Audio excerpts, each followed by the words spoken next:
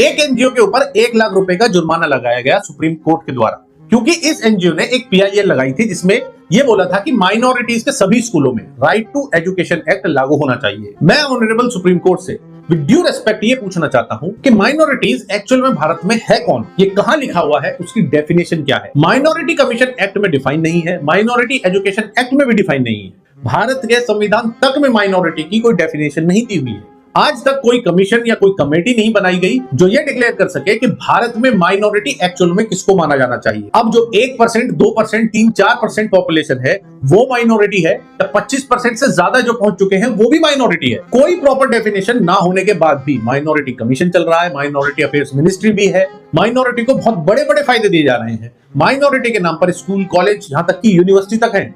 Minority के नाम पर ही वक्फ बोर्ड, वक्फ ट्रिब्यूनल तक है। तमाम सहूलियत माइनॉरिटी के नाम पर दी जा रही है। इतने की इनमें से कुछ भी स्पेशल स्कीम देश की मेजोरिटी के लिए तो है ही नहीं। मैं respected chief justice of India से भी ये रिक्वेस्ट करना चाहता हूं कि सर प्लीज इस विषय की गंभीरता को समझा जाए और माइनॉरिटी के एक प्रॉपर डेफिनेशन भारतीय संविधान में दी जाए। मैं माइनॉरिटी के हक के खिलाफ नहीं हूं, बिल्कुल माइनॉरिटीज को कुछ सहूलियत मिलनी चाहिए, पर प्रॉपर डेफिनेशन के साथ। और ये भी सर कि जिनकी जनसंख्या एक सर्टेन परसेंट से ज्यादा ग्रो कर रही है, जिनका नंबर एक सर्टेन परसेंट से ऊपर जा चुका है, उनको माइनॉरिटी ना बोलकर प्लूरैलिटी की कैटेगरी में लाना चाहिए, जो मेजॉरिटी से कम है पर असल में जो माइनॉरिटी है उससे कहीं ज्यादा ऊपर है। प्लीज इस पर कमीशन बनाकर इसको डिफाइन किया जाए। अल्टीमेटली सफर वो माइनॉरिटीज को करना पड़ रहा है जैसे बौद्ध, जैन, सिख, जिनका परसेंट वास्तव में 1, 2 या 3% तक ही सीमित है। और मेरी रिक्वेस्ट है कि ये भी डिफाइन हो कि एक माइनॉरिटी को सिर्फ बेनिफिट मिलने के साथ वो नेशन बिल्डिंग में भी अपना सहयोग दे, अपना योगदान दे।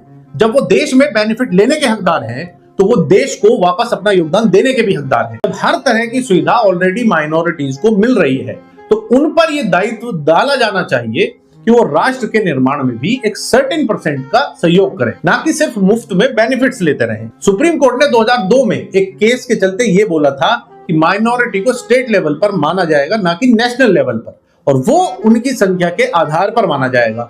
तो इस हिसाब से भी हिंदू भारत की 9 स्टेट्स में अभी माइनॉरिटी में है, तो उनको माइनॉरिटी के पूरे अधिकार क्यों नहीं मिल रहे। तेजी से बदलते डेमोग्राफिक चेंज को देखते हुए इसके लिए भी जनता को अवेयरनेस बढ़ानी चाहिए, क्योंकि कहीं फिर ऐसा ना हो कि माइनॉरिटी करते करते आने वाले समय में देश में से मेजॉरिटी ही खत्म हो जाए। मेरी ये रिक्वेस्ट ऑनरेबल सीजीआई सर और ऑनरेबल कोर्ट तक पहुंचाने का सहयोग जरूर करें। ये लड़ाई सिर्फ मेरी नहीं, आप लोगों की भी है। जय हिंद।